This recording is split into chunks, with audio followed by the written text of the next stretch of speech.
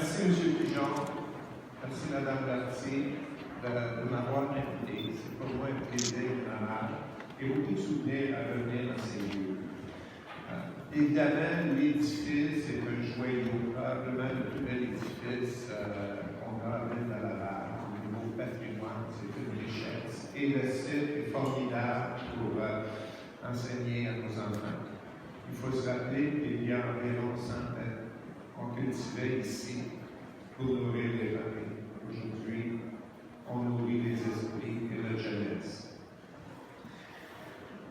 Non seulement l'édifice est formidable, mais il y a des gens qui travaillent ici et qui exercent le plus beau métier du monde, qui est d'instruire, former notre jeunesse.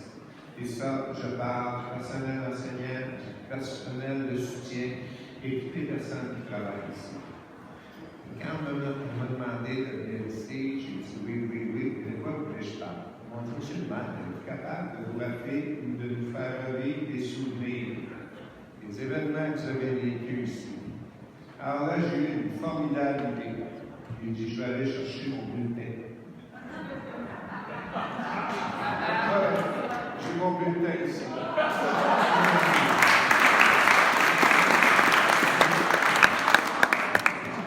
Premier choc.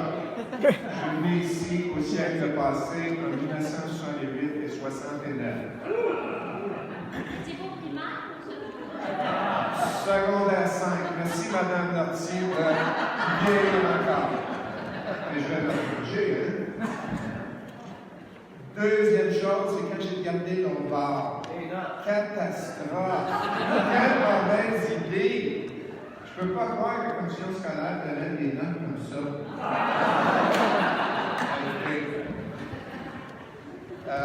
Si les gens de Laval voient ces notes-là, il n'y a personne qui vote pour moi dans les élections. Alors, j'ai décidé de ne pas trop parler des notes. Il y avait des cours, toutefois, des cours intéressants. J'ai suivi des cours de méthodologie, français, mathématiques, anglais. Je n'ai pas de notes en biologie, mais puisque j'avais ma première blonde ici, je me suis familiarisé avec les avantages d'avoir une blonde dans ces cycles. Chimie, non, espagnol. Puis là, les autres, j'en parlerai pas parce que c'est encore plus catastrophique. Mais je me rappelle aussi, chez une erreur dans mon petit, il faut qu'on s'en parle. Parce que moi, j'ai suivi des cours de philosophie ici. Je peux vous dire avec M. Tandy et M. Kostakiel. Je ne sais pas s'il y en a qui étaient ici à cette époque-là. Vous rappelez-vous de ces noms-là? J'ai suivi des cours de philosophie. Et ça, pour moi, c'est où on apprend des grands principes.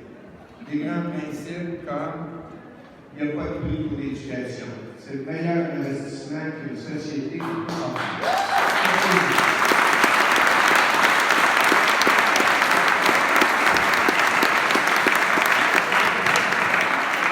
Et des grands principes comme la liberté de parole, comme l'affirmation du soi.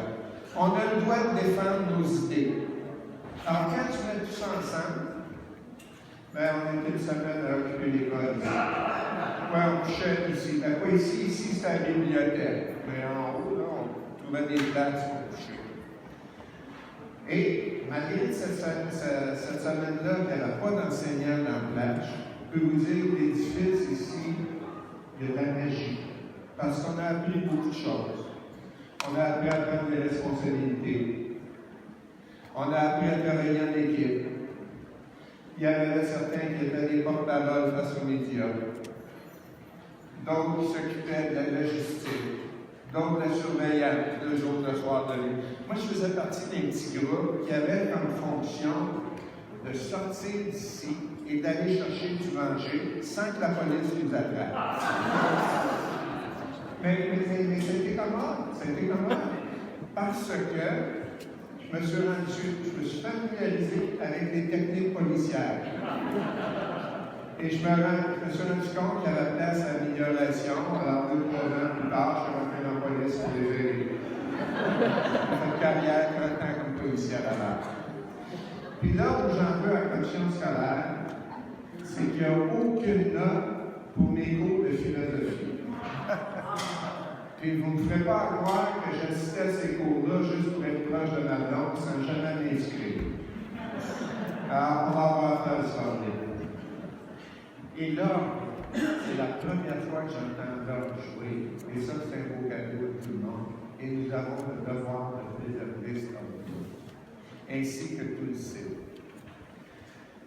Et je peux vous dire, ce qui est le plus important que j'ai appris ici, et c'est probablement dû à l'âge où on passe ici, c'est de se faire confiance.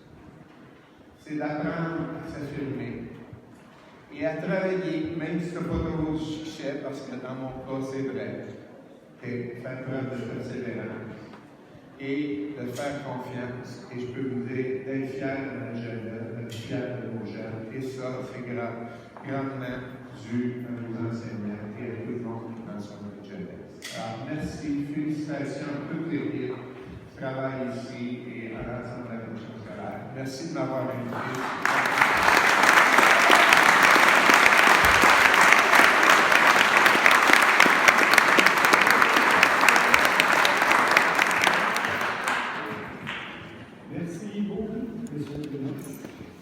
Je vous invite maintenant à tourner vos regards vers l'écran pour une vidéo toute particulière.